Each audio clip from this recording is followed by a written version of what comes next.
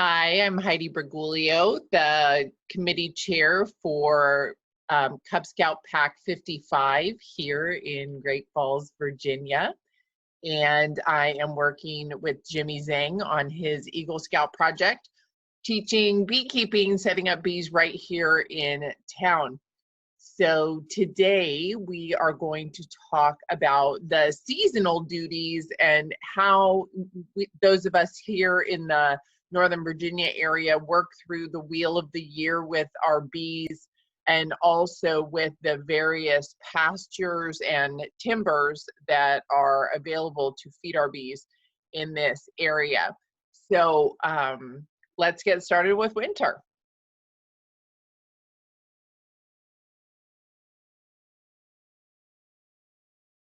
So the beekeeper during the winter, I'm going to break this down in two ways.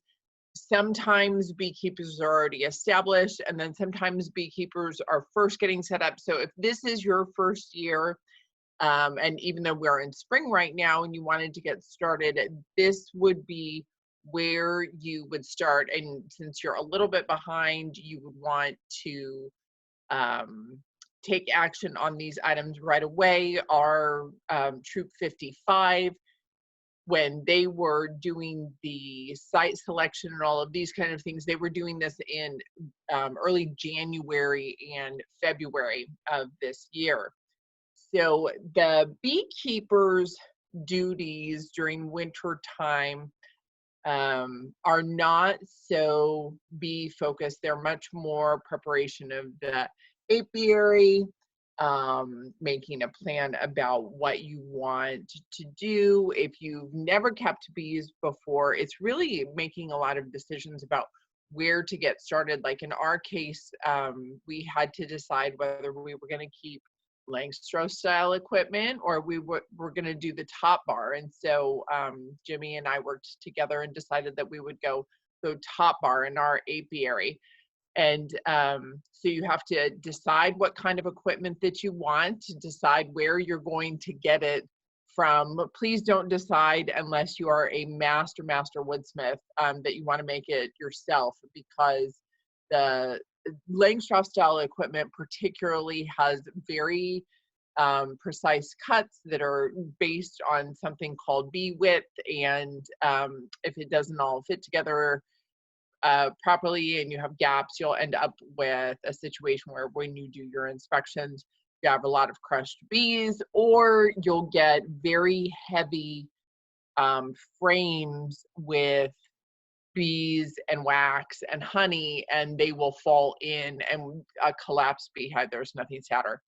So you'll decide what kind of equipment that you're going to get, who you're going to get it from, get it ordered, get it to your home. You'll decide whether you want your equipment already put together for you, or if it's something that you are going to put together for yourself. And you also have to make the decisions about what kind of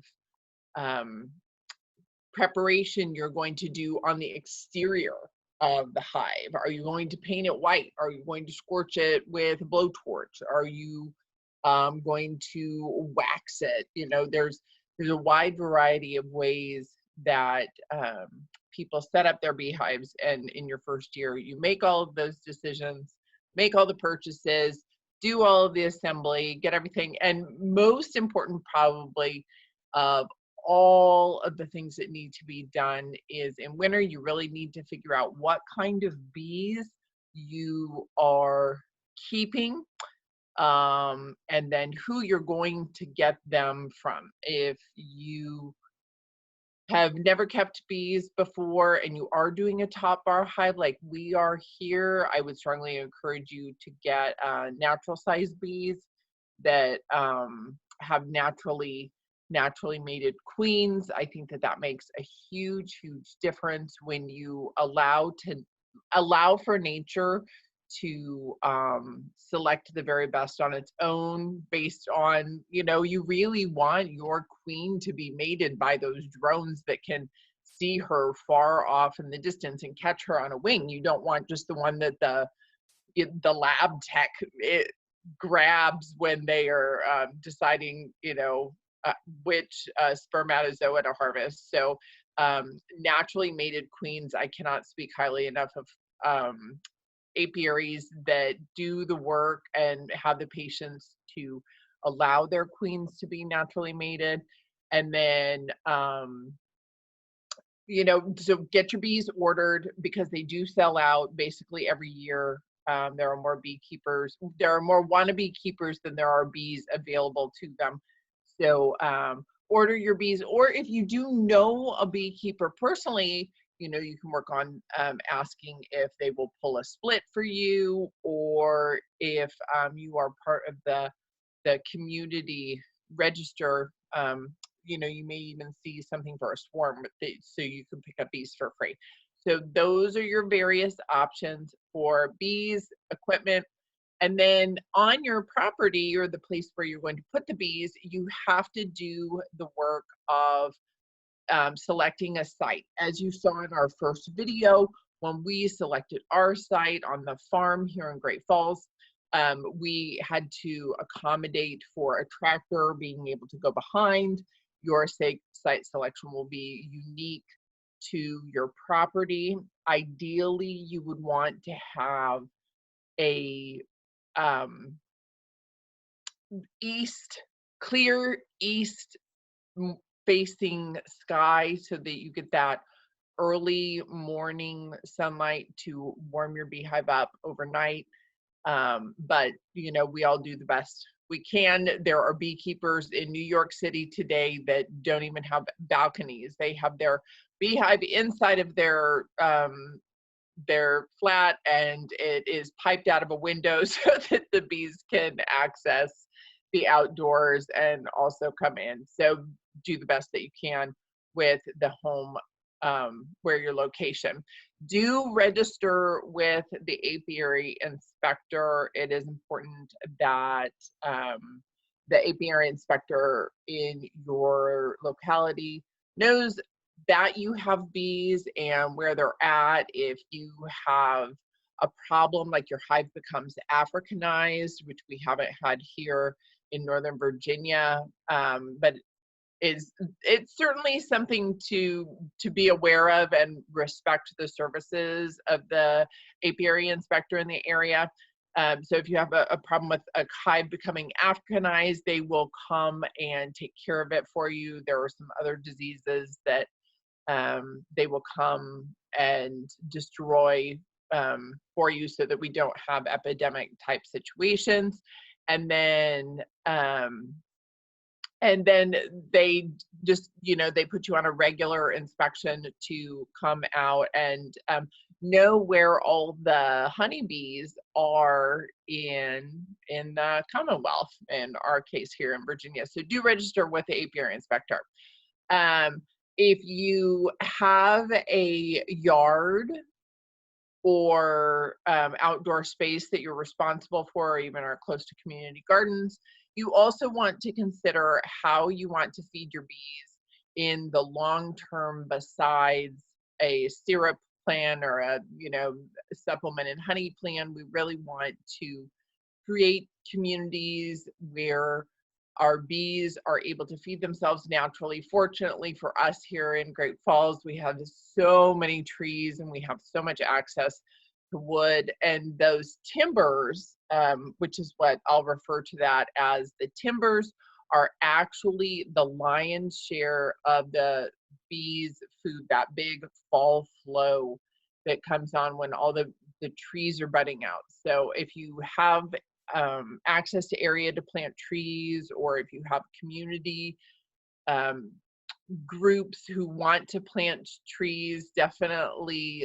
look at the list that I'll be providing for the remainder of the year at what you could potentially plant to feed bees for the long term.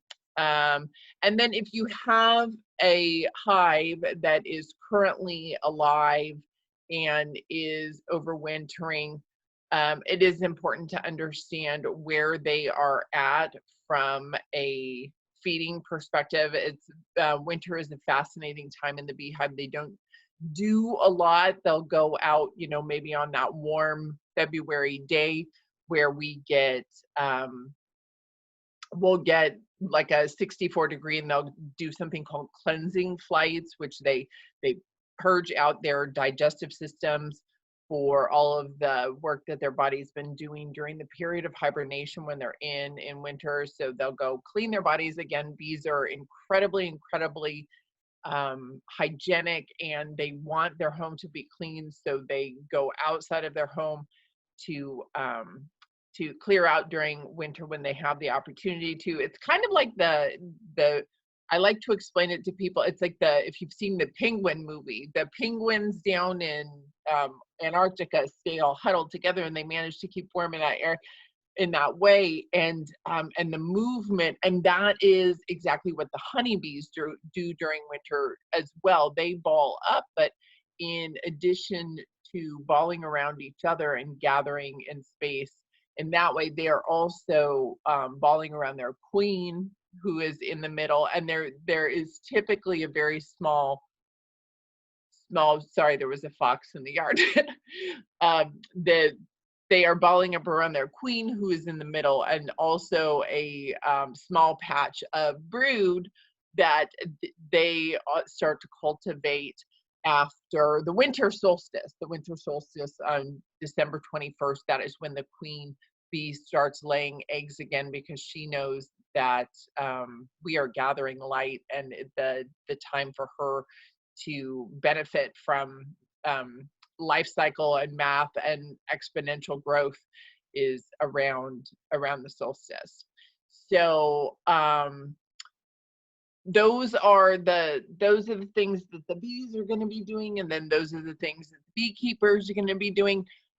We do want to look at what's growing outside during winter, and this is also when we're going to be making those decisions about what we're going to plant in our yards. And so we want to, when we think in terms of bee pasture and bee timber, we want to notice within, a few miles of our homes, what is available, what can be augmented, where are there opportunities for community planting, and also grants towards putting in trees, and then how do we select a spectrum of trees that will provide an adequate amount of timber, definitely, and then supplement also with pasture for the entire beekeeping year. So one of the really fun kinds of pasture that we will find that honeybees absolutely love in our yards in winter is dead nettle, and that is this cute little plant here. Hold on. So honeybees tend to be very drawn to purple flowers, and this is in almost everybody's lawn. If you see a patch, please just go around it, or have your landscaper go around it when they're mowing. Once the flowers deadhead out, they'll reseed themselves again, so you'll have a nice bit of honeybee pasture oasis during the depths of winter, where when they do go and take those winter cleansing flights, they will be able to find those purple flowers and get some fresh nectar and pollen into their hives early in the season. Now, the timbers are super important, and as we know, do not grow overnight. I think it's really overlooked that bees do get their primary source of food from the timbers and not so much the pasture. It is not the flowers in our vegetable gardens that are feeding bees, but rather the forest, the trees in the forest. So I've done a wide variety of trees here. There are, if you Google online, more extensive lists, but the maple here, you'll see those. We've passed the maple. I guess they're starting, the buds are past now at this point, but they are starting to leaf out.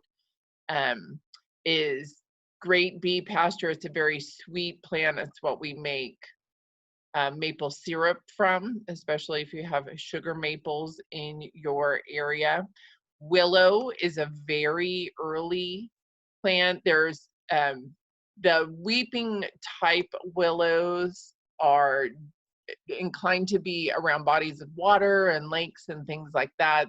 So they are really a wonderful pasture for bees. And then also, if you see these guys, my childhood most loved plant of all time is the pussy willow. And if you see these, please do, root them and make more of them. They're becoming harder and harder as a beautiful old heirloom to find, and they are wonderful, wonderful bee food, and they like quite soggy feet. So if you have a drippy faucet or a pond side or something like that, you will have the happiest willow plant ever and be able to have lots of cute, fuzzy little catkins, they're called, for spring projects. So all of these trees and plants are wonderful for bees during winter.